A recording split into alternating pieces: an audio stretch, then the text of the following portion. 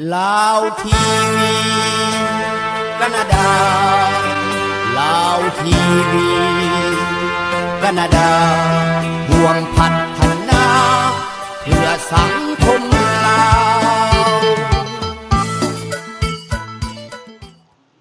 สวัสดีท่านผู้ชมที่รักแพงรายการสังคมลาวในต่างแดนของบริษัทลาวทีวีแคนาดาวันนี้นำพาท่านมาที่สปป.ลาวเนาะก็อยู่ที่สปป.ลาวในช่วงอาทิตย์นี้จะมีการวางแสดงซึ่งว่าเพิ่นเรียกว่าตำหนักผ้าไหมลาวหมู่ฮานซึ่งก็อยู่ข้างวัดพระแก้วเองนะท่านผู้ชมอยู่ในการวางแสดงหัตถกรรมลาวนี้ท่านผู้ชมจะได้พบพ่อผลิตภัณฑ์ต่างๆของลาวตั้งแต่เหนือฮอดใต้นะนอกจาก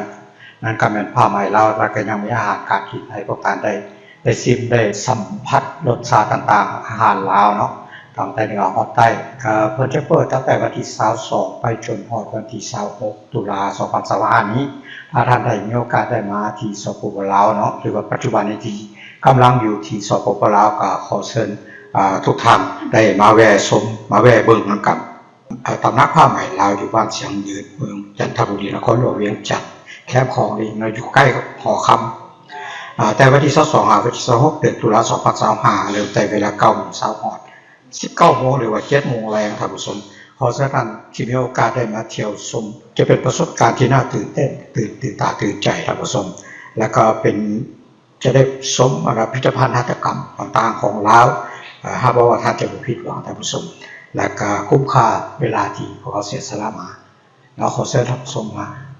ติดตามข้าพเจ้าไปได้เลยสบายดีสบายดี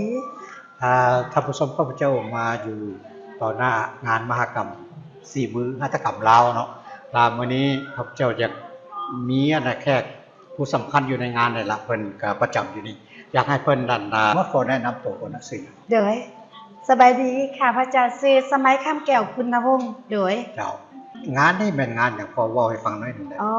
งานนี้มันงานหัตถกรรมฝีมือของคนลาวเฮาเนาะโดยอยู่ในตำหนักของผ้าไหมลาวเจ้าท่านมีห้านบ่มีห้านอยู่ในนี่บ่ข้าพเจ้าบ่มีห้านค่ะพระเจ้าเอาเครื่องเอกลักษณ์ของความเป็นลาวมาแล้วก็เอาจอมาโดยมาซอยเพื่อให้ในงานนี้มีสิ่งที่ช่วยเหลือแบบวิทยาศาสตร์เก็บภาพทุกอย่างเข้าในจอเนาะโดยอยู่ในงานนี้มีหยังได้พอสิสั่งรวมให้ได้บ่มีหัตถกรรมประเภทใดก่อนอื่นจะเว้าเรื่องสถานที่ของงานก่อนเนาะสถานที่นี้เป็นสถานที่ที่มีมนต์ขลังอยากจะบอกว่าเป็นแห่งเดียวในลาวที่มีความเป็นเอกลักษณ์คืองดงามบ่มีที่ใดเหมือนและก็เป็นสถานที่ที่บรรพบุรุษเฮาได้สร้างไว้ให้โดยอันนี้เป็นมนต์ขลังที่พิเศษในใจกลางนครหลวงเวียงจันทน์เนาะแต่ว่าสิ่งที่ประทับใจก็คืองานนี้ให้ได้เห็นถึงการอนุรักษ์ผ้าศิลป์การอนุรักษ์สีไหมลายมือทุกอย่างสร้างสร้างหัตถกรรมบ่ว่าสิเป็นแกะสลักหรือหยังต่างๆแต่ว่าที่ข้าพเจ้ามักก็คือผ้าศิลป์เพราะว่าข้าพเจ้าเป็นผู้หญิงผ้าศิลป์ผ้าเบียงเนาะโดยที่เป็นสัญลักษณ์ของลาวเฮาโดยที่เป็นสัญลักษณ์ของลาวเฮาโดยเฉพาะก็คือการประกวดพระขวัญเมื่อวานนี้เฮาก็ได้พระขวัญที่เป็นดอกจำปาก็คือดอกไม้ประจำศาสตร์ของเฮาและอีกจักหน่อยก็จะมีการประกวดลำวงโดยที่เป็นเอกลักษณ์ของลาวเฮาแท้ๆที่บ่มีประเทศใดในโลกเหมือนเนาะรายการของเพิ่นเริ่มแต่วันที่22ฮอดวันที่26แต่ละมื้อหันจะมีการประกวดต่างๆแม่นแต่ละมื้อจะมีการสัมมนาภาคเช้าเฮาก็จะเข้าสัมมนาก็จะเว้าเรื่องการจะสู่ขอการแต่งดองเป็นแบบใดเพื่อรักษาประเพณีสัมมนาเกี่ยวกับเรื่องผ้าศิลป์เรื่องที่มาของผ้าศิลป์แล้วตอนแรกก็จะมีการประกวดต่างๆก็คือบอกว่ามืดเลยแล้วมื้ออื่นนี่จะมีการแห่เจ้าบ่าวเจ้าสาวจากอนุสาวรีย์มาที่นี่เจ้างานนี่เป็นแม่นผู้ใดเป็นผู้จัดขึ้นงานนี่แม่นเป็นถือว่า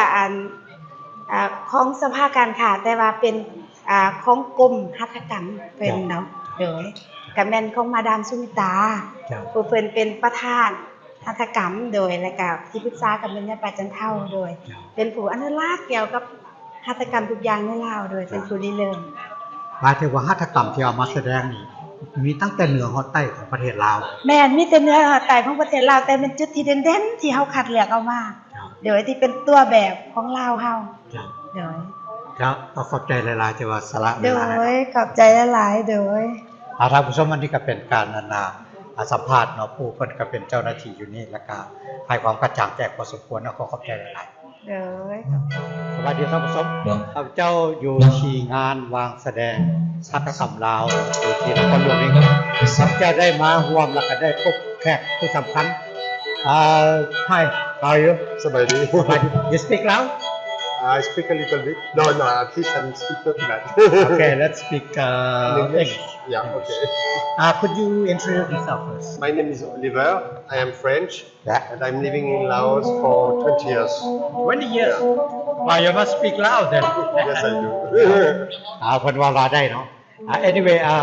this is from Canada I just want to let the audience in Canada and around the world how do you find this event I follow this event for 20 years because I'm very interested by handicraft yeah and especially by textile. yeah And this year, the textile is already on the first plan of the yes handicraft. okay And they show very nice pieces that display the heritage and also the skills of Lao Yeah. women. yeah I don't know if it was you try to learn some handicraft is that you Yes, I'm learning to do Learning to do something. embroidery with gold. But it's Okay. quite difficult. yeah But I can weave. yeah how did you find this atmosphere But it's very good, and people are pay really attention of the product Yeah. because most of them know how it is difficult to do. yeah So they are not here like in a store to buy stuff. yeah They're in contact with people with also, and when we hear what they say, what they exchange Yeah. between customer and sellers, Yeah. they're very, very interesting. Not only to buy a scene or to buy a pabiang or no. Oh, they ask what they're doing, how they do, and the way of conversation yes, but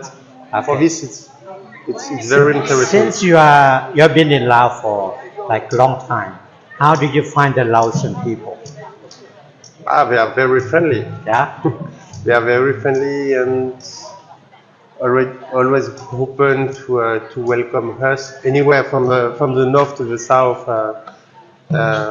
in the countryside or in the city. Yeah. Yes, it's very nice people. thank you. If it's not, I'm not here for 20 years. you learned something. Yeah. Okay. Since we are from Canada, we speak French as well. Yeah, I know. Vous voulez parler un peu en français Oui, bien sûr. concernant le Laos? Concernant le Laos, Ouais. Moi je suis venu pour faire une recherche en anthropologie et puis très vite j'ai été bien accueilli, on m'a proposé de faire différentes choses Ouais. et j'ai appris à tisser. Et comme je suis un peu artiste, très vite j'ai développé du tissage d'art. Ouais. Ok. Voilà. Comment vous trouvez l'événement ici? Mais il est très intéressant cette année, c'est la 24e édition et il y a des très très belles pièces. Il n'y a pas trop de tissus, de signes de mauvaise qualité, c'est vraiment du très haut niveau et ça montre bien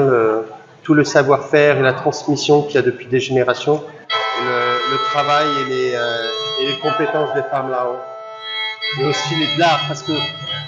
c'est pas seulement du tissage, c'est vraiment de l'art quand on voit ce qu'elles font, quoi. Voilà. Vous retournez de temps en temps en France? Très peu. Je suis bien ici.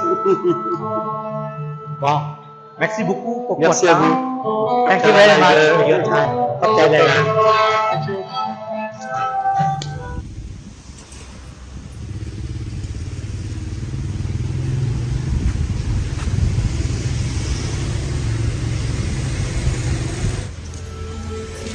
ทางดำรงชีวิตที่ติดพันกับธรรมศาสตร์ด้วยภูมิปัญญาอันแสนสลาดประดิษฐ์คิดค้น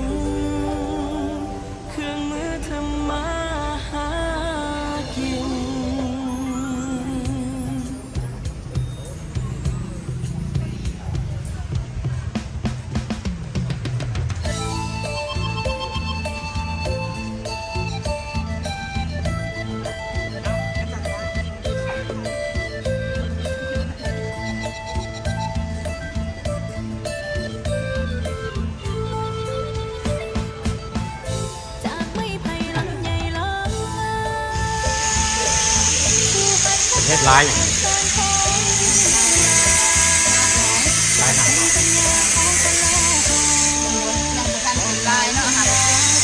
มาก็เริ่ม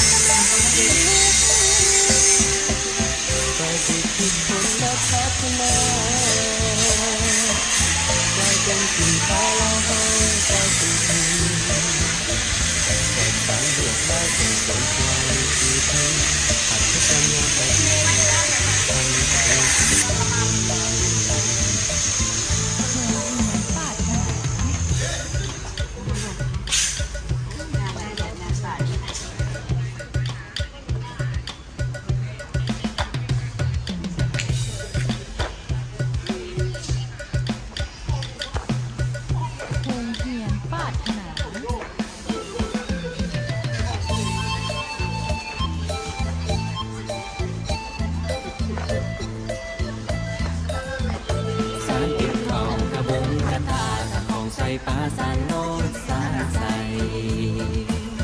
สารตอนสารดีได้อีกมากลายส่งออกไปขายเพิ่มมูลค่าจากลำแม่งไข่ทองให้ปลายนากลายเป็นสินค้าเครื่องหัตถกรรมจากสารช่วยกันดูแลช่วยกันรักษาช่วยกันดูแลช่วยกันรักษาพัฒนาส่งเสริมช่วยกันส่งเสริมช่วยกันส่งต่อให้ลูกให้หลานหัตถกรรมจากสารจะเคียงคู่สังคมลา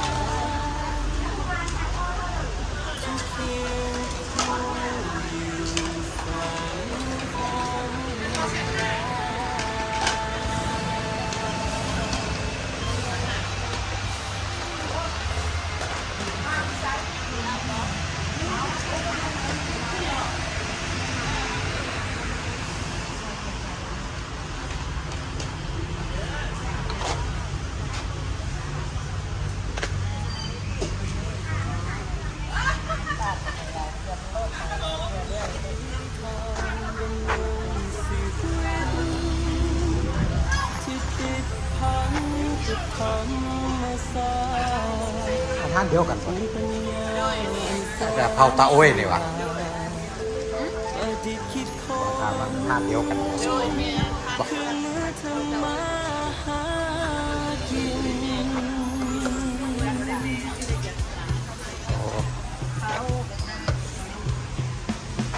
อันนี้ห้านอย่างสั้นห้านอย่างเอาหัตถกรรมโอ้หัตถกรรมสว่าง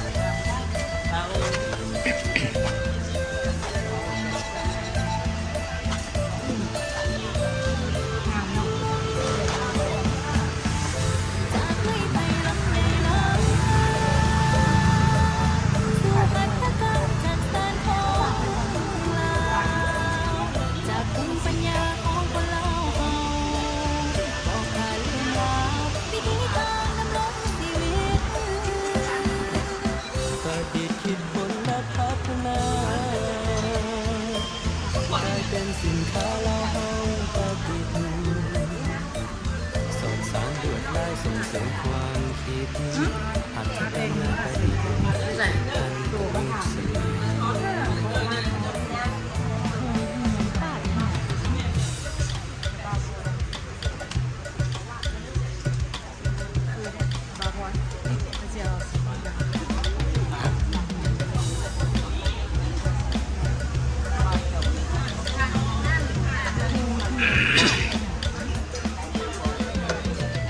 ภูเขาควาย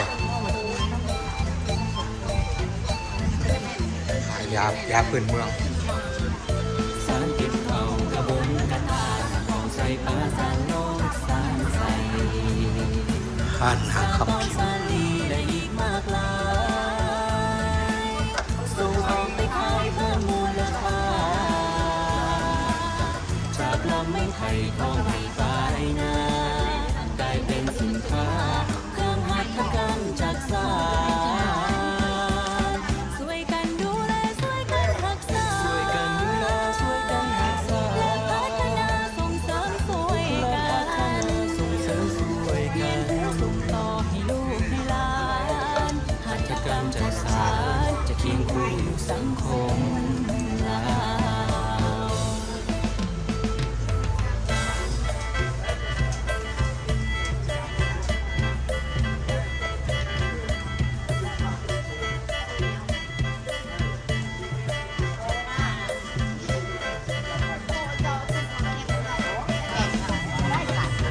ว นี่เอาสิน2 คืนนี่ไปเมียน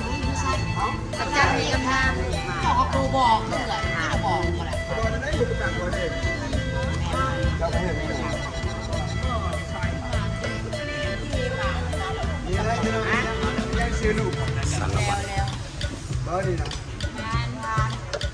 เราบ่มีก็รอซัก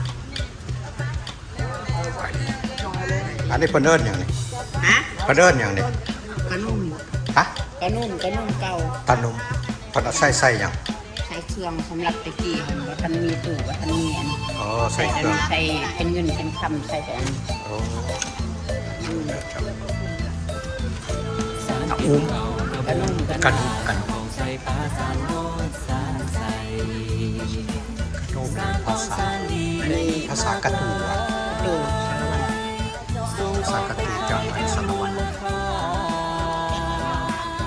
จากลำไม้ไผ่ทองไม้ปลายนากลายเป็นสินค้าเครื่องหัตถกรรมจากสารช่วยกันดูแลช่วยกันรักษาช่วยกันดูแลช่วยกันรักษาและพัฒนาส่งเสริมช่วยกันส่งเสริมช่วยกันส่งต่อให้ลูกให้หลานหัตถกรรมจากสารจะเคียงคู่อยู่สังคม ใช่ค่ะร้องก็คิดว่าร้องก็บ่เห็นมาหาก็นอนหัดคำไล่คำลื่นเลิกอยู่นี่ก่อนนะที่คนจะนี่ หมอกบอกเดี๋ยวนี้ เราจะเบิ่งเงินนี่ก่อน สบาย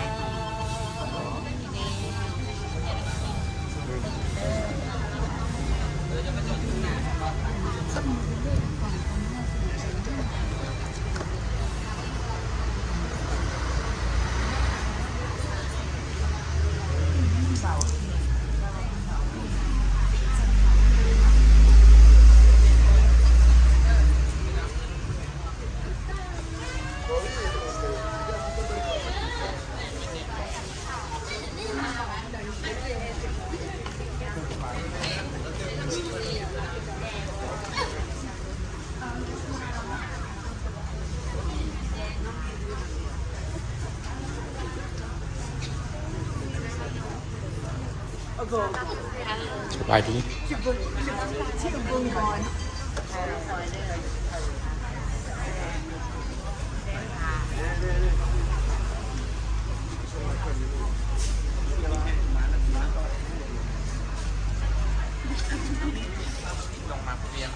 เขากระตูนี่มีหลายเนาะมีหลายตู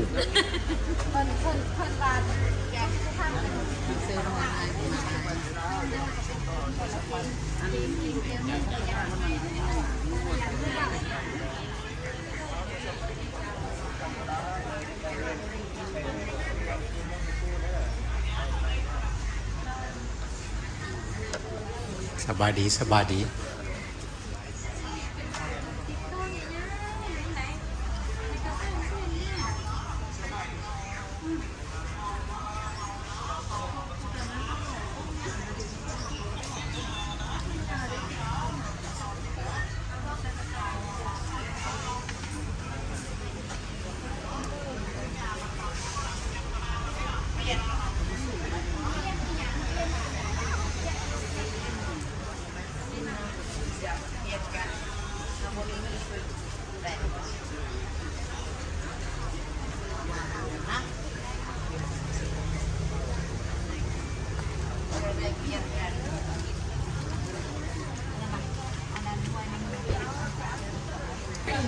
เจ้ามอเรียล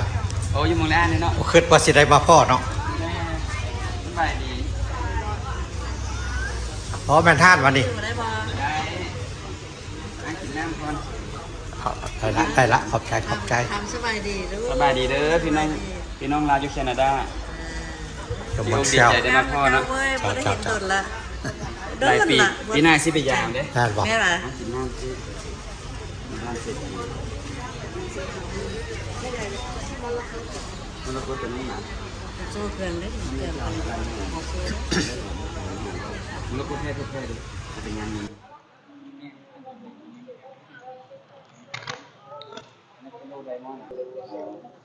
สบาย สบายดีท่านผู้ชม สบายดีเด้อพี่น้องลาวอยู่แคนาดา เราที่แคนาดาเนาะรายการสังคมเราในต่างแดนพวกเขามาที่นครหลวงเวียงจันทน์เพราะงั้นเพิ่นมีรายการเป็นมหกรรมหัตถกรรมลาว แม่น เพิ่นจัดท่านที่ว่าเป็นนิทรรศการเพื่อว่าโชว์ศิลปะและการหัตถกรรมลาวคนนี้บังเอิญครับเจ้าเข้ามานี่ได้มาพบพ่อผู้ที่ครับเจ้ารู้จักครับแพงดีพ่อเพิ่นเคยไปแคนาดาเอาไปบนเชือกพี่น้องอยู่บนเชือกก็จะรู้จักดีว่าเป็นไผเขาเริ่มต้นจากแนะนำสื่อก่อนสั่น โดยสบายดีข้าพเจ้าเองมีนามชื่อว่าสุริยันเนาะคะแนนเนาะซึ่งเห็นเฮาเองก็ได้มาบังแสดงงานมหกรรมหัตถกรรมลาวเนาะอันปีนี้เพิ่นพิเศษอันนึงเพิ่นจัดอยู่แคมป์ของอยู่ตำหนักผ้าไหมลาวก็พอดีมาพ่ออ้ายเพิ่นเนาะสุริยันเองก็เคยมีโอกาสได้ไปห้องเพลงเนาะตะกี้ไปบังแสดงแล้วก็ไปห้องเพลงอยู่แคนาดาเนาะฉะนั้นก็คันพี่น้องผู้ใดสนใจได้มาหรือว่าได้มาเมืองลาวก็อย่าลืมมาแวะชมสินค้าเด้อมีเครื่องหัตถกรรมหลายอย่างมีเครื่องมาบังแสดงเฮาก็เป็นพวกหัตถกรรมเครื่องเงินแล้วก็เป็นพวกจิวเวลรี่เนาะก็มีหลายแบบมีสินค้าหลายแบบที่ว่าให้ทานแล้วจังได๋สิอ้ายเพิ่นทายรายละเอียดโดยให้อ้ายเพิ่นสิทายรายละเอียดในเบิ่งเนาะก็มีเป็นเครื่องหัตถกรรมเครื่องเงินว่าซะแต่ว่าเฮ็ดด้วยสีเป็นสีไม้ลายมือของคนลาวเฮาวัตถุดิบก็เฮ็ดจากด้วยเงิน ห้างแท้ๆอยู่2ห้าง ห้างแท้ๆเฮาอยู่เวียงจันทน์เซ็นเตอร์แล้วก็ปีหน้ามีโอกาสเฮากำลังปรับปรุงห้างเซียนเปิดสาขาใหม่อยู่แถวดงปลาล้านรายละเอียดละเซียนสิแจ้งน้ำเพจตึมหน่อยอันน่ะหากว่าพี่น้องผู้ใดได้ไปได้มาก็อย่าลืมมาแวะยามแวะชมแล้วก็ข้าพเจ้าเองก็ออกบูธตามงานต่างๆบูธอยู่ไอเทคส่วนหลายมีงานสมาคมเฮาก็เข้าร่วมเพิ่นว่าซั่นซะ อยู่นี่เพิ่นเฮ็ดจักมื้อ งานอยู่นี่เพิ่นเริ่มวันที่22หาวันที่26งานทั้งหมดเป็น5มื้องานทั้งหมดงานนี้จะแม่นจะมีธุรกิจทั่วประเทศเข้าร่วมว่าซั่นซะเป็นผลิตภัณฑ์ชาวบ้านทั่วทุกแห่งทั่วประเทศลาวเพิ่นก็จะนำมาวางแสดงในงานนี้นะรายละเอียดเพิ่นสิได้ถ่ายให้เบิ่งโดยสินค้าของดีราคาถูกเด้อในงานนี้นะอันถ้าผู้ใดมาแล้วสิมีโอกาสมาถึงโดยขอบใจหลายขอบใจหลายขอบใจเด้อขอบใจพี่น้อง FC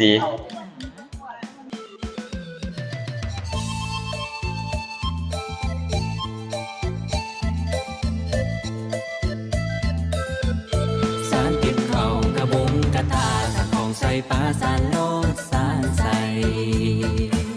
สารต้นสารลีและอีกมากหลายส่งออกไปขายเพิ่มมูลค่าจากลำไม้ไผ่ทองให้ปลายนากลายเป็นสินค้าเครื่องหัตถกรรมจากสารช่วยกันดูแลช่วยกันรักษาช่วยกันดูแลช่วยกันรักษาและพัฒนาส่งเสริมช่วยกันส่งเสริมช่วยกันเรียนรู้ส่งต่อให้ลูกให้หลานหัตถกรร คียงคู่อยู่สังคมลาว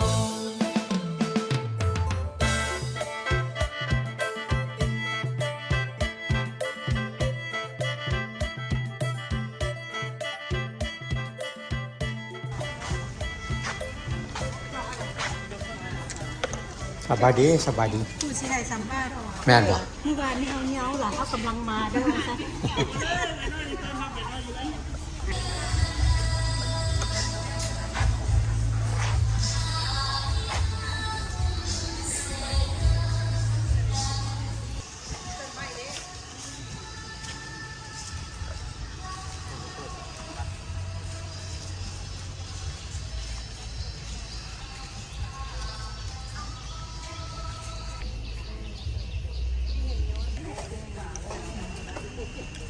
ท่านอย่างนี้ ตัวนี้จะเป็นกล้วยธัญพืชเจ้าก ล้วยธัญพืช โดย อ๋อชื่อมวน กล้วยเนี่ยตัวนี้จะเป็นกล้วยธัญพืชลูกค้าสามารถชิมได้เจ้าเป็นตัวนี้เลย เป็นผลิตภัณฑ์ลาวเนาะ โดยผลิตภัณฑ์ลาวเจ้าชิมเพิ่มได้เลยตัวเมื่อกี้จะว่านช็อกโกแลตนิดนึง เจ้าขอบใจ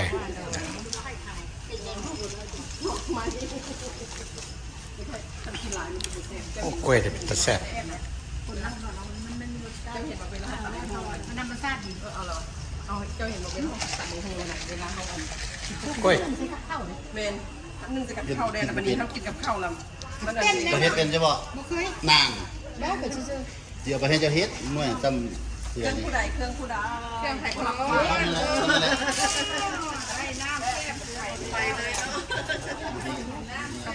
เคยต้องมาเจอเขาทิ้งพันเมตร เพิ่นบ่ใส่ซื้อห้านเนาะใส่โอ้นี่หวะอ๋อลวดลายโพดเลยบ่เห็นเลยมันนี่แก้วมวนซึบ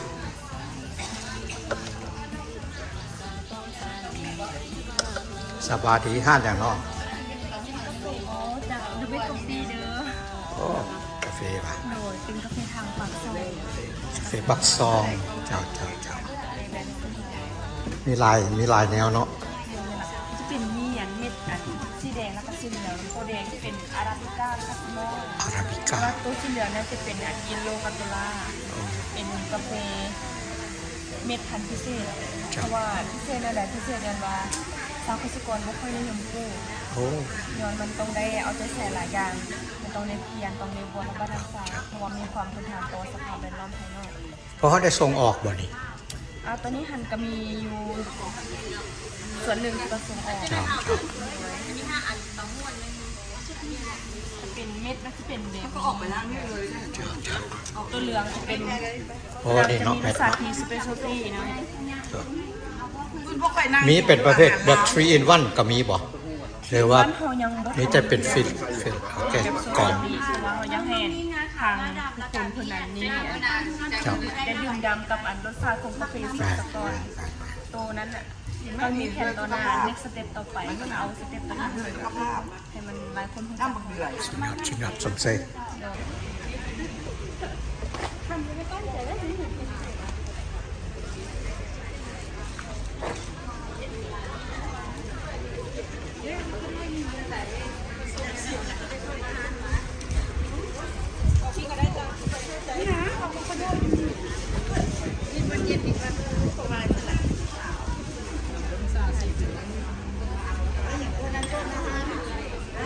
วันนั้นสดอาหาร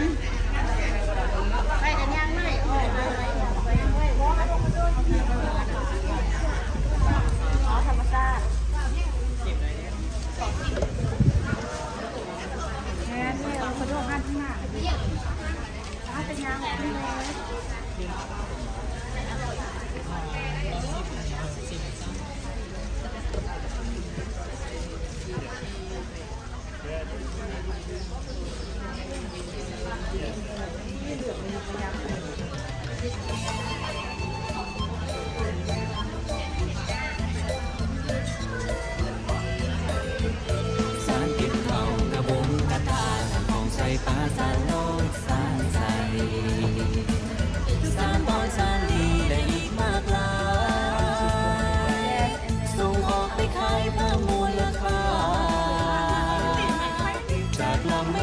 ท้องให้ปลาได้นา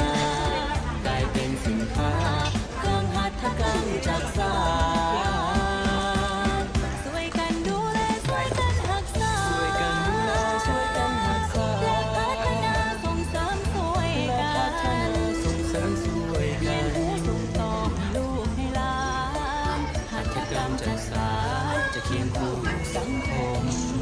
ลาว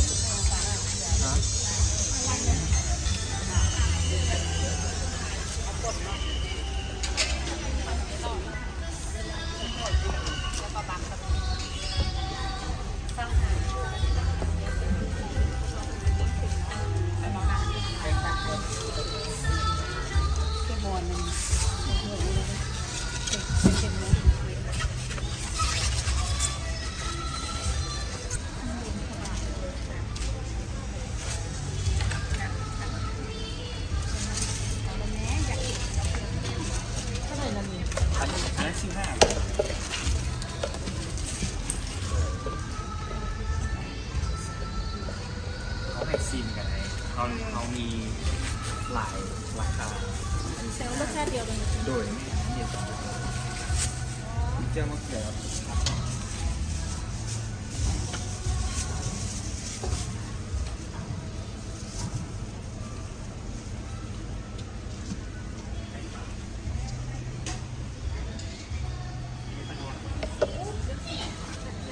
มี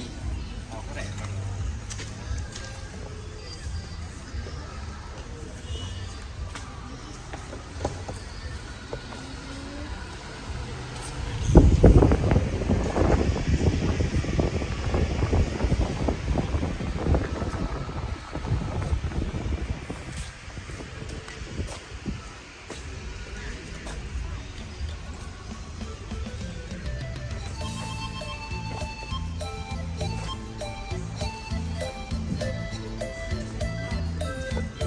สารเก็บเข่ากระบงกระตาสารของใส่ปลาสารโลดสารใส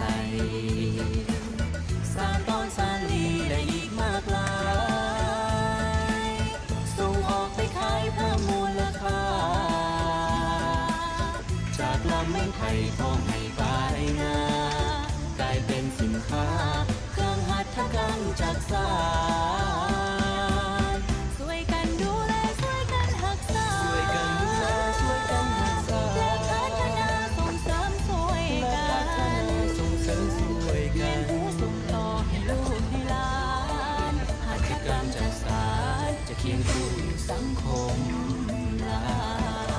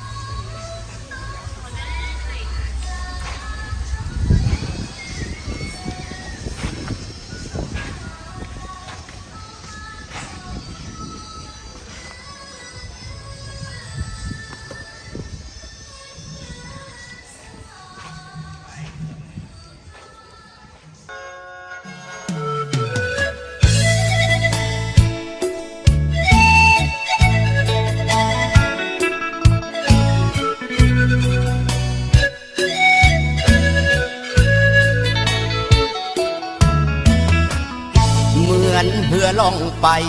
กลางสายทาลาลาวทีวีแคนาดากำเนิดเกิดมาด้วยศรัทธาใจด้วยความมุ่งมั่นบากบั่นให้ถึงจุดหมายทีมงานกลุ่มลุมสุมใส่ไก่หับใส่สังคม ำดอนบางตอนอ่อนล้าลาวทีวีแคนาดาฟันฝ่าท่ามกลางคืนลมท้อแต่บ่ถอยหวังคอยคะแนนนิยมคำเห็นตำหนิติชมขอกราบก้มด้วยความยินดีนานนับปีลาวทีวีแคนาดายอมเสีย